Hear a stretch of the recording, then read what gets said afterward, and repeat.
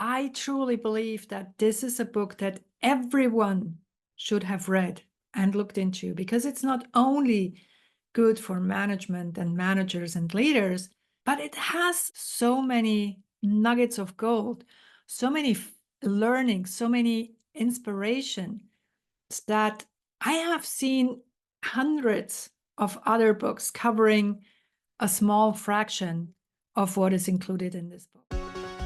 Hi and welcome to Lead Well. Is there a favorite book that you have when it comes to your own personal development and also development of your skills as a business leader? Well, I certainly have such a preferred book. And interestingly enough, when I was younger and when I started working in leadership, it was more or less the Leadership Bible.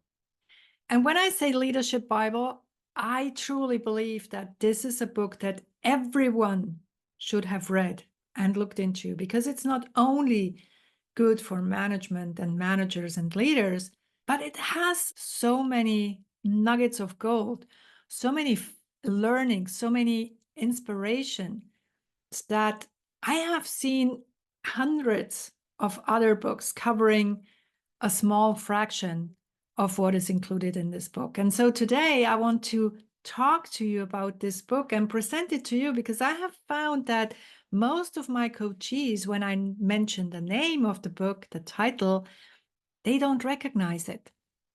And maybe it's the same for you, maybe not. Maybe for you, it is a reminder. And still, I think it's great to be reminded of that book. And the book I'm talking about is The 7 Habits of Highly Effective People. That book was written by Stephen R. Covey, and he is an American, or he was, should I say, an American educator, author, and also businessman. And of course, also he turned into a fantastic keynote speaker. In his book, he collected so much wisdom of what it means to be a person that is leading a fulfilling life. As it says, it's 7 habits. Now let's look into all those 7, one after the other. The very first skill that Covey is presenting in this book as to be proactive. So what he says is it's important to take responsibility for your actions and for your behavior. It doesn't matter what happens outside. You are responsible for how you react to it. You are responsible for your emotions. You are responsible for your actions. And it might seem not evident to some of us, because yes, there are things going on out there and they are probably making me angry. They are making me sad, sometimes happy. But I'm responsible, because that's really what makes us humans humans. We can decide how we want to respond. And it's our job to proactively make sure that we go in the direction we want to go. So focus on what you can control and influence rather than on what you can't. That's the other insight in this chapter about being proactive, is we have a certain level of influence. And for some of us, it's smaller, for some it's bigger, but for all of us, it's pretty much contained. So this is what we can impact, influence immediately. And then there is a second circle around that, and that is the circle of secondary influence. So you might try to influence others to then have an impact of what's going on there. So you can't control it yourself, but yes, you have probably certain impact because you can influence others or you can influence circumstances. And then, of course, there is the vast field of things that we cannot impact, that we have no influence on. And again, it's important to understand the difference, and it's important to also focus on what we can control, And also work on expanding our circle of control so that we can influence what's going on in our lives, not only through others, but control it on our own. I would say now, from what I have learned since I have read that book early on, it came out in 1989, and I probably read it in 1992, maybe even earlier. From what I understand, is the circle of control. Sometimes it's really an imaginary circle because there are things that we cannot control. But the one thing that we can always control is, as I said before, our reaction to what is happening, our emotions. And even if an emotion comes up, it's at our discretion to decide what we want to do with it. So be proactive is the first of the 7 habits. The second one is called begin with the end in mind. And in a recent coaching session, I had a very young manager. He is in a bank and he was asking himself, so what is it that my next career step should be? And I asked him a question, and I think he was really surprised by that. I asked him, well, at your funeral, what do you want others to say about you? And it might sound far-fetched, and others like Shirzad Chamine, when we want to take that perspective, he talks about our elderly self, like around 85, 90, sitting in a chair and literally looking back at our life, thinking about how we would consider the situation that we're going through, that we're experiencing right now. But that's it. So when you go through a certain experience, when you go through a certain stage in your life, try to or do your very best to take on the perspective of, well, our life at the end of our lives, at the end of the day, they are finite. We will not be here forever. So having that in mind, is there anything that changes in how you perceive the current situation? So begin with the end in mind, define clear personal and professional goals, and think about what you want to achieve in the long term and move towards that. I also often talk about a North Star. So something that will guide you in the long run. It doesn't mean that you cannot make little detours here and there, but have something in the long run. And as Stephen Covey calls that, begin with the end in mind. Now, third thing is put first things first. And this is all about prioritization. So prioritize your tasks based on the importance rather than urgency. Stephen Covey there, he presents the Eisenhower matrix. And I already talked about this when we talked about prioritization, because I find this a fantastic tool to do so. Think about the things that are important in the long run. They might not yet be urgent, but those are the things that often have the biggest impact on your development, on your future, on also the happiness that you experience in life. So if you always only firefighting, as a lot of my clients currently do, you will not be able to move in the direction you want to go into because you're only always looking back and fighting against the fire. So focus on your activities that really, in the long term, contribute to your goals and your values. Put first things first. Now, the fourth skill that Covey offers us is think win-win. And I don't know about you, but I think it's like a commonplace already. So it's always, yeah, let's look into a win-win situation. Sometimes I really get fed up by that. But if you think about it, it's a fantastic idea because you want to look into a solution that is mutually beneficial. And funnily enough, that also reminds me when we think about working with our animals, playing with our animals, being with our animals. In the trust technique, we call one principle trusted cooperation.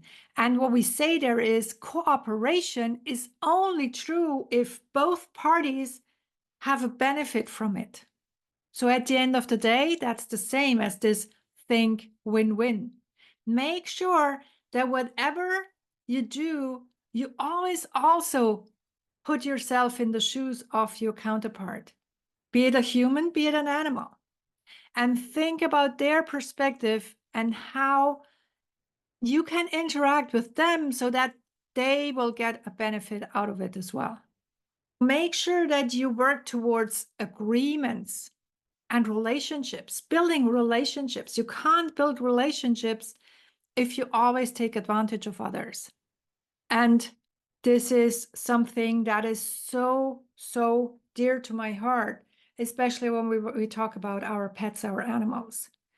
Because in that relationship, we often forget that they are personalities as well. Well, not probably personalities, maybe personalities, but they have their own will, they have their own opinions, and we need to make sure that we take care of that as well. So think win-win in every interaction that you have. The next one is also wonderful and very insightful, I think.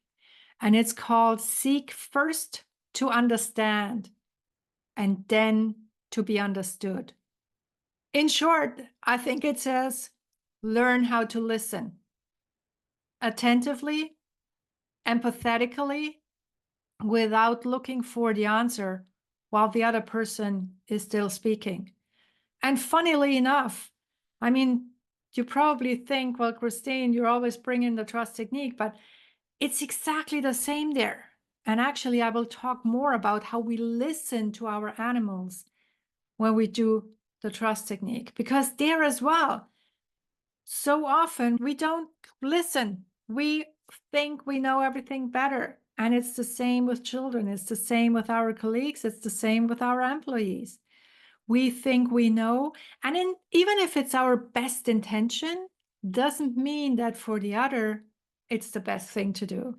And I don't know about you, but I believe that the best way of building a relationship really is to be there and to listen without offering support on the first occasion. Just listen. And often, and that's what we do in coaching, often the other person finds their solution because, I mean, they know their situation better than anyone else anyway. So how would I be able to find a solution for them? It's their job, it's their life. And usually they have the solution already in them. They just need a way to think about it. And sometimes a coaching session really is only about me being here, being the counterpart, being the person who listens and plays back the ideas and asks deeper questions so that I can understand before offering my view to be understood.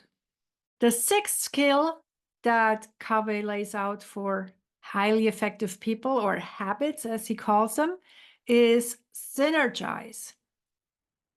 So make sure that you combine strength through teamwork, collaboration, so you can create solutions that are greater than the sum of their parts.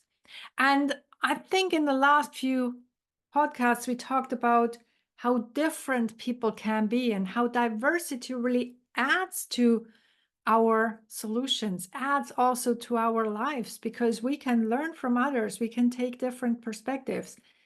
And so the synergize is really the ask to take advantage of diversity, to not only have diversity for diversity's sake, but really make sure that you do whatever you can to learn from others, by seeking to understand and only then to be understood, and then making sure that you can create something much bigger than you could create on your own.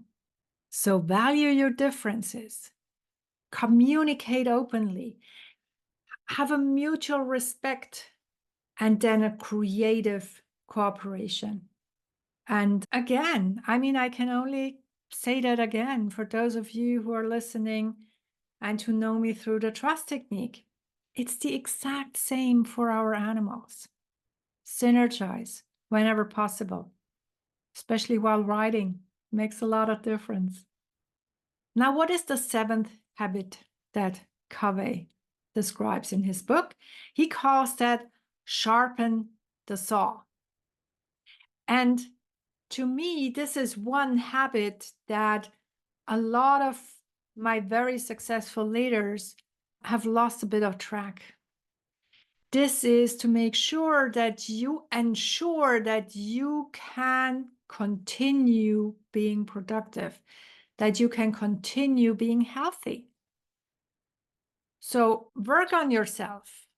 Covey says in 4 areas: in the physical area, in the social area, emotionally, and also mental and spiritually.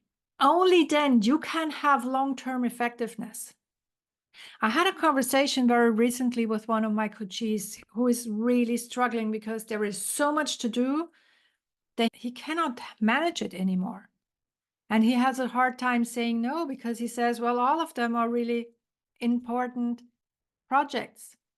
But even then, I said, at the end of the day, what you are doing, if you're saying no, if you start to prioritize and also delegate what you can't do on your own, is you ensure that you can be a productive member for your company. If you get exhausted, if you work more than you can bear, at a certain point you will get sick. And so if you want to keep your productivity, it's your job, it's an obligation to taking care of yourself. So sharpen the saw is really the 7th of the 7 habits. And I don't know about you, as I said at the beginning, I think if you pay attention to being proactive, taking responsibility for your actions and your behavior, if you begin with the end in mind, having a direction, a clear vision, a clear goal to work towards, if you put first things first, based on importance, not urgency, if you think win-win, having the other persons or maybe even animals benefit in mind.